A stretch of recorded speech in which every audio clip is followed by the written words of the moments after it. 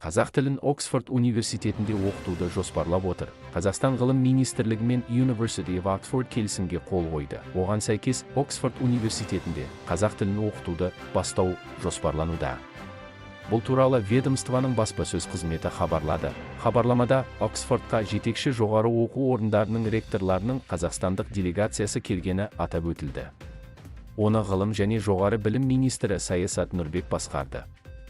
Іс-шараның екінші бөлімінде Саясат Нұрбек британдықтарға Президент Қасым, Жомарт Тоқаевтың тапсырмасы бойынша әзірленген Oxford Qazaq Dictionary сөздігінің бірінші басылымын таныстырды делінген хабарламада. Бұған дейін Қазақстан Сенатында қазақ тілі халықаралық қоғамы қазақ тілі әзірлеген Oxford баспасының алғашқы қазақ-ағылшын сөздігі таныстырылды. Қазақ тілі Рауан Кенжеханұлы.